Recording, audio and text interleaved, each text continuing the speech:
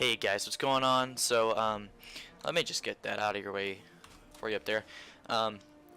Welcome back to the channel. Today I'm going to be discussing the F3D-1. It is a Tier 5 aircraft now. It was a Tier 5 aircraft before, but as you can see, since they added Tier 6, the FJ4B got put down, and at the F9, F8, the Super Saber. I think that's what you call it, right? Super Saber. I don't know. I don't have it yet. And the Supersonic F100D. So I've been looking around YouTube and I haven't seen anything so far on the newly added radar system for the F3D-1. As you can see, it now has radar. I've been playing it a while, and so far this is all I have on it. I'm working on cannons, because let me tell you, these things are shotguns. Like, the stock cannons on this thing have so much spread, it's hard to hit targets at a longer distance. So when you do engage, you want to fire close up. But here's this cool skin I got for it. It is a 7.0 aircraft. As you can see, I don't have a lot of aircraft. I decided to go right down the attacker tree, and I'm working on the F2H now. But in all matters, the F3D-1, like I said, I have not seen any videos on it, so I thought I'd kind of go over it and just kind of give you guys a general idea on how it's become. I mean, there's a lot of F3D users now since radar came, and this has you can track targets with this. So when you decide, well, when you're facing a target, I think it's within 5 kilometers in front of you, you can track and lock a target. It may be a little closer than that, but we're just gonna get into a battle and show you, see if we can get a battle real quick here. It's not a very fast aircraft, as you guys can see just from upgrading engine and compressor.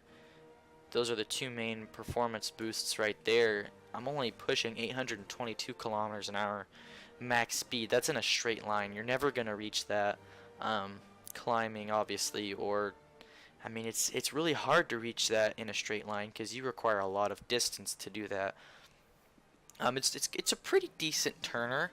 It's not bad at all. It's not bad at all at turning. I think it said, I was reading some stuff about this plane, like historical, and it can outturn MiG-15s, I think is what it said. So I mean, that's pretty cool.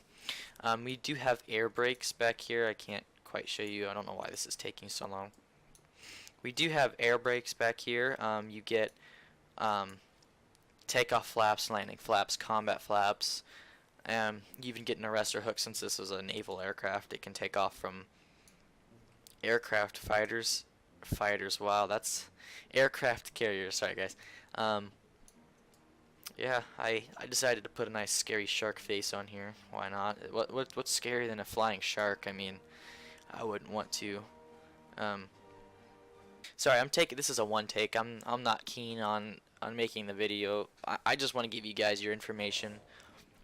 This thing it can't really take off very quickly. I don't know what's going on here. It requires a 700-meter takeoff.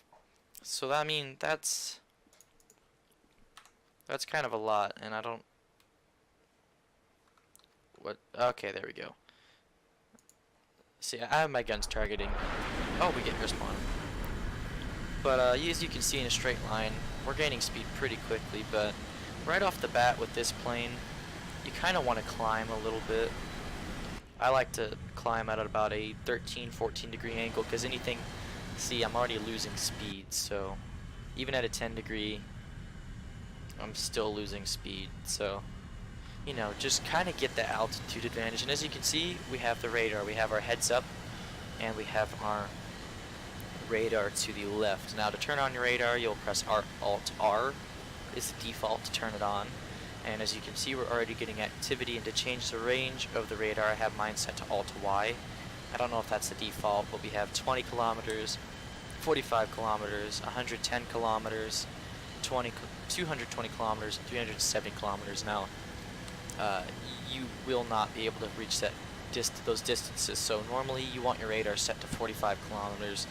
Um, you will be able to detect every enemy within a 45-kilometer range. Right now, Gaijin has actually put some pretty good game mechanics in. Um, your radar can be interfered by other objects. If you're really low, I'm pretty sure boats and stuff can interfere with it, since radar is radio waves. Um, I'm I'm coming back. Just give me a second. Is radio waves bouncing off of different targets and back to the aircraft, and that's what gives you your radar detection. We do have 20 millimeters on this aircraft, and they're not bad. Sorry, I was just remembering about the guns since I pressed a small armament. Yeah, that's pretty much it for the radar. But it is cool if you watch one of their videos. I think it's the newest Thunder show. They kind of give you how in-air radar and on-ground radar can be interfered by obstacles, which was really cool. And you're not going to get a lot of range off these radar. These earlier radars, these like 1945 era radars. So this plane has one of the nicest cockpits I've flown in game. I test flew the FJ4B, and I like that cockpit as well. We got our navigator and radar operator right here, and we got the pilot. If you guys like this skin, it's on War Thunder Live. I can't remember which one it was called, but it does not come with the shark. Alright, now that we kind of have an altitude advantage over these guys, and we already have ME-262. I'm not a great fighter, as you can see. I'm trying not to get shot down, and I just lost a flap. Alright, I'm going to show you the radar. If we can track this. There we go, now we're tracking him. And you see we get a lead indicator, and okay, he's not on my 6, that's actually... he's below me. Whoops, I wasn't paying attention. I die so much because, I'm not paying attention to what's in front of me, and I'm gonna overextend to try to get this guy here. And it even tracks him when we've lost target lock. Just trying to pop some shots on him. I'm gonna switch to the ME-262 here. And someone just launched a rocket at me. Oop, I'm gonna... just got some shots off at me. I like to stay in the clouds a lot, as tracking in the clouds is a lot harder. Look at that, he just almost ran into us. Alright, now we lock onto him once we get in range, and we can use his lead indicator kinda. It's kinda goofy sometimes. And as you can see, that shotgun spread on these 20 millimeters is absolutely atrocious. When you're in close range combat, you want to set your radar to 20 kilometers. That gives you the best detection when in closer ranges. And dang, look at that, he's outrunning us. I don't like ME-263s. I'm not chasing an ME-263, but just ME-262s and 263s, oh my gosh. Like, you need to be a rocket ship to catch an ME-263. Those things are... ME-163, sorry, not 263. Oh, alright, we're gonna get some shots off on him. We're gonna kind of use the... It's not completely accurate, but if I can get a snapshot off... Nope. The Skyhawk, the F3D-1 Skyhawk, was designed to be a all-around based fighter. Oh, we locked onto the wrong target. There we go. Broke my brother flap.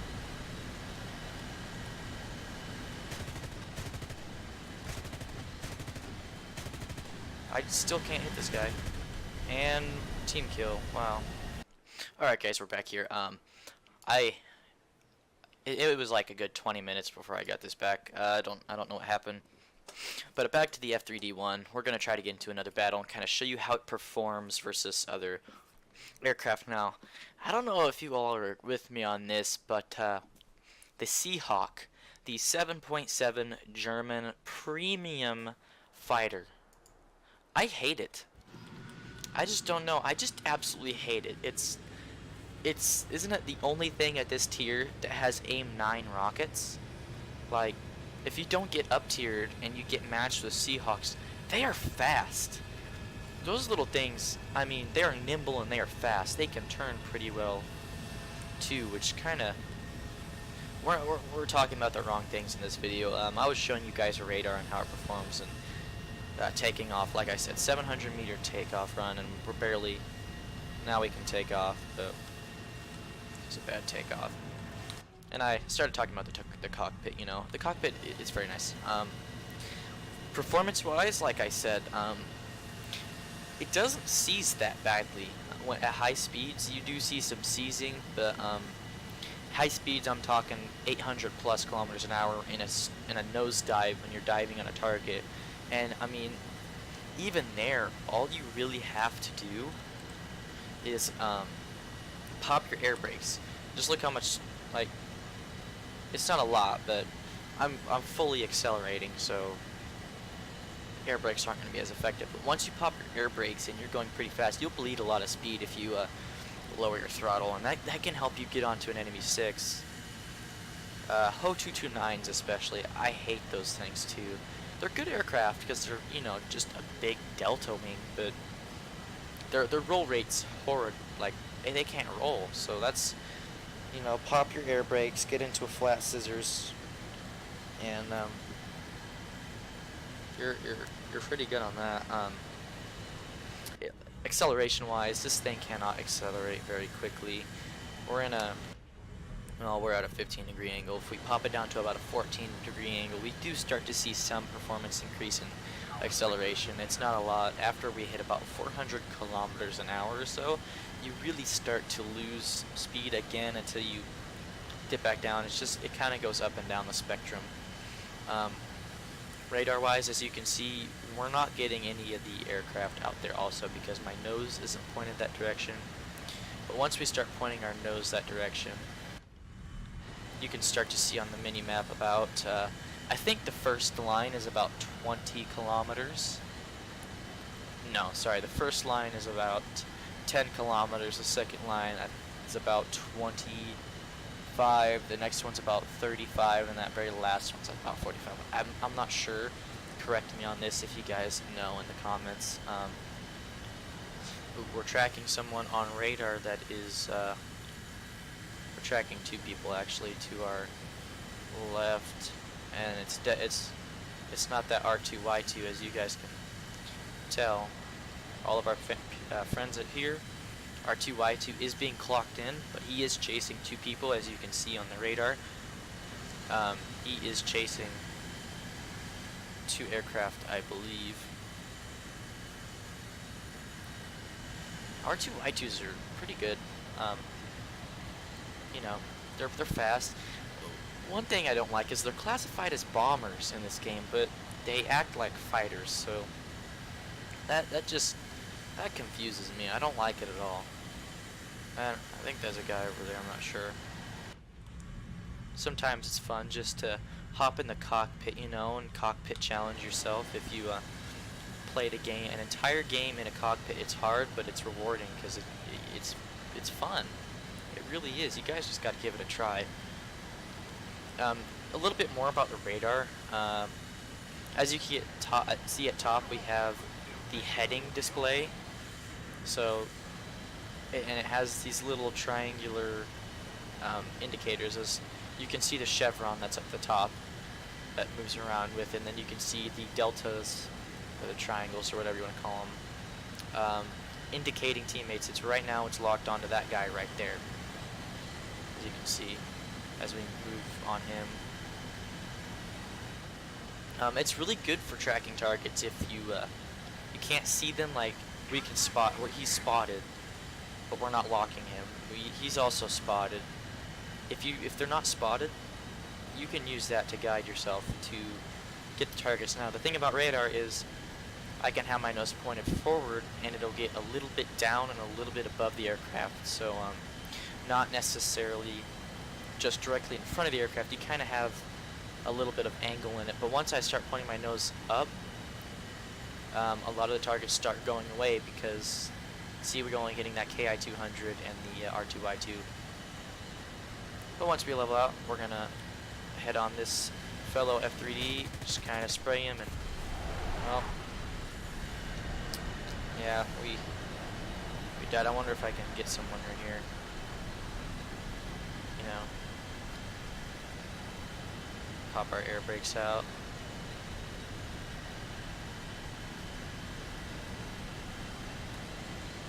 Maybe we can get someone. American bias? No. Alright, we're gonna get our pilots out of there. Yeah, both of them survived. I know this wasn't a very detailed video, but I'm just kind of giving you a little bit of what it's like. There is a lot of F3D spam now since radar was added, because it's one of the only jets at that low tier that has radar. So of course it would be great for using in night maps and maps that are cloudy. If I get some more gameplay of that, I will definitely show you guys gameplay of night maps and or cloudy maps, and just kind of show you the advantage radar gives you. At night maps, it is very, very useful if you can climb. You can catch bombers, you can catch fighters. They really have no idea you're coming. It is amazing, because if they don't spot you and you lock on, you know, if you press whatever your lock button is, normally with prop planes and stuff, it'll mark the target. Well, once you lock them, they are, I think it was what Fly Daily said, I'm not sure on this. He's usually correct most of the time about this stuff. If you lock a target, then that spots you to them. So if you don't lock the target, it's fine. But with the radar, you can lock them and it doesn't spot you like it normally does, I don't believe. So you really have the upper advantage on that. You can pounce on aircraft extremely easy with that tactic. It makes boom and zooming a lot easier at night and in the clouds, because if you're chasing, let's say I'm chasing an Arado 234, which is theoretical because this thing could never catch up with an Arado 234. But just saying, I'm chasing him, I'm gaining on him, he doesn't know I'm behind him. I can lock him about 5 kilometers out and just kind of sneak my way up behind him, and until I get my lead indicator, I decide I have a good shot on him and I can take him out. I could turn around, boom, he doesn't know where I was. That's a very good advantage over that. The disadvantages of this aircraft, which balance it out in my opinion, is its slowness. It's a really big plane. It has a large fuselage to fit this radar and these massive engines and fuel tanks. Look at these massive fuel tanks. And also it's a two-seater, so naturally it's gonna have a larger cockpit. I mean, nonetheless, it is a very good plane. It's a well-balanced plane. It's not too overpowered, but its flaws, such as a large fuselage, make it a very easy target to hit with cannons. And as you saw before, me and that F3D went off against each other. I shot at him, he shot at me, and I probably should have just shot and turned immediately rather than stay in course with the head-on. But this massive fuselage just makes getting hit so much easier. It's not a big, heavy aircraft, but it is heavy, so outrunning people is not going to be your strong suit. You mainly want to get a height advantage and boom and zoom kind of with this. It does turn pretty well at medium to low speeds. Like popping your flaps on and off if you're going too fast, that can help. I've been using that. If you make sure you don't rip your flaps off, and you will have a much better off time fighting Arados and Hoes and Seahawks. Seahawks are pretty good turners. But I think that's going to about wrap up this video for today, guys. Thank you for tuning in.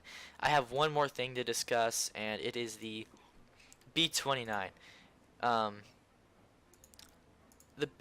I don't know if this is your guys's, like, if you guys think the same thing, but this thing is expensive to fly, and it's not all that powerful. It does not get a very high air spawn, so if you end up getting up tiered to 6.3, or sorry, 7.3, since it is a 6.3 vehicle, you got, let's see, German aircraft at At 6, you won't get up to 6.7, will you? No, I don't think so. HE162, you'll get HE162. You'll have the ME262A1. You won't have the ME262, but you'll have the TA-15. No, you won't. No, you won't. Sorry. You do have the Arado though. I believe it can get up to your. I'm not sure. I don't know how this works, but we go into Russians. We have MiG-9. It can get up to MiG-9. It can get Yak. The Yak-1S, Yak 15, Yak 15P, and the Yak 17 at least, maybe. It gets up tiered way too often with jets, and I think that's not. I don't like it because it's a big fat bomber. It's not hard to hit, and the defensive guns on this thing, I mean, are atrocious. Yes, you can kill targets if you're a really good shot, which I'm not, and you're gonna get kills from half a kilometer out to a kilometer, and by that point they've got cannons on you, and at least 2 shots to this damn tail, with a cannon will blow the tail off, or wing tips, or the fuselage gets any holes in it, or your ailerons. You get one hit with even a 20mm, boom, you're done for. And it's super expensive. I don't even have this spaded, and look at it, it's 51,420 silver lions. If that doesn't break your bank within a few flies, because I don't normally have a lot of silver lions on me, because I tend to buy planes. Like I'm gonna have to buy this F7F to get the F2H2, which F2H2 it's a decent fighter. I haven't played it. I test drove it. It doesn't have the best, like, it's fast. I'll admit it's fast. It's pretty fast. It can climb pretty well. And turning though, it's not the best turn fighter. Yes, it does have a 27.8 second turn time, but I don't know. I'll let you guys know when I fly it. But it was mainly about the F3D and a little bit on the B-29. I think Gaijin needs to rework this. It's a good plane. It's fast. It's not a slow bomber. But your main flaws are its climb rate. Obviously, a big bomber like this can't climb like a jet can. But 6 meters a second, it's okay. You can get to 7,000 meters or 7 kilometers pretty quickly if you side climb, and I think that's the strong suit of this, is if you can get to 7 to 8,000 meters in a prop match, you can space bomb, which it was the Super Fortress. It was a very high flying bomber. It's what dropped the first nuke. Yeah, I'm pretty sure the B-29 dropped the first nuke. I don't know. Don't criticize me on my knowledge of history. I love World War II and history like that. It's just bad memory, stuff like that. This thing it doesn't get an it does get an air spawn. Obviously, you can't take off from the airfield, or you would have to go through 3 airfields worth of runway just to take off. So it does get air spawn. I think they need to give this a little bit of a higher of an air spawn. Instead of 3,500 meters or 4,500, give it at least 5,000 would be decent enough to get it to 6,000 to 6,500 kilometers, not kilometers, meters high, just to give it a little bit of an advantage. Yes, if you have a full team of these things, you can end the game pretty quickly, but with a payload of only 4,500-pound bombs, which is the best payload in my opinion, you don't need 8,000, 2,000-pound bombs or 18 1,000s, because it takes 8 500s per base, and it only takes 4, so you're at, if you take out 2 bases, that's 8 bombs, you're left with 10. You take out 2 bases, you get more explosive mass out of the 500 pounds versus these if you're trying to deal more well, you got 118.8 kilograms of explosives and 240 0.4 kilograms, and it takes about two of these to equal one of these. Two 500s per that. So 18 and 18 is 36, right? Yeah, about 36. So by the time you have 4 extra bombs, which is an extra 2 1000. So yeah, all in all, bomb drop is good. But speed, this thing is not. Well, I did say it is fast. It's pretty decent. You can't outrun props, but you can definitely get somewhere pretty quickly. Like I was saying earlier, it's just a bullet sponge. It can, well, not a bullet sponge. Sorry, opposite of a bullet sponge. It's a crayon. You can snap it with your fingers if you tried. I just think it needs something done to it to give it a little bit more of an advantage over fighters with cannons. I know in a recent update they did fix it to where the tails will not just fall off if they get shot. It will take a little bit more damage. Oh, look, we lost. I don't know. Bombers, I heard back in earlier days of War Thunder, bombers legitimately used to be bullet sponges. You could empty your entire ammo supply into one of these things and they would not die. I think they need to kind of give that back, give the bombers a little bit more of structural stability, even though maybe in history, yeah, you shot this thing with a 50 cal or a 20 mil, it was going down, but just give these things some more of a chance. Like Russian bombers, like for instance, I think these things are overpowered. I like the IL-28. This thing, oh my gosh, I was fighting one in my I got up tiered and I was chasing an IL-28. I had no idea these things had 23 millimeter turrets on it, and I just got obliterated by them.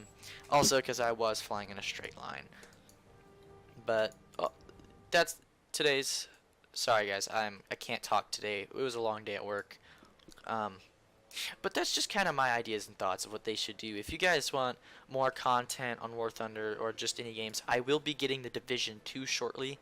I ordered my processor off of, you're never gonna believe this, guys, Walmart.com. I work at Walmart, and after 3 months you get a 10% discount card. Well, that discount card applies to anything, almost anything on their website. So I was thinking, $170 processor, 10% discount, I got almost $25 off. I paid, it was $177 total with shipping off of Walmart. I used my discount card, it only cost me about 156 bucks. And I couldn't, like, new way I get was 160, and you wouldn't have paid for shipping. So, I mean, I got $10 off. I mean, that's a deal for me. But if you guys work at Walmart, I will be coming out with videos in the future of what it is like to work at Walmart. So stay tuned to that, guys. Thank you for tuning in. I know this was a very long video. I am sorry. I'm just getting into YouTube. I want to make a good channel, and I want you guys to give me ideas and tell me what you want to watch. And like I said, the Division 2. I will have the Division 2, a new processor, and a new power supply coming shortly, so I can beef up my PC from the Ryzen 3 1200 that is in it. Again, thank you guys for tuning in. I love you guys. I want to make you guys come to my channel. I hate how YouTube is demonetizing a lot of videos just for saying stupid things. I could say stupid probably and they'll demonetize me, but I don't have enough of you to get demonetized. So please subscribe, like, comment below kind of what you want to see from this channel, and that'll wrap things up, guys. Thank you so much for watching. I'll see you guys later.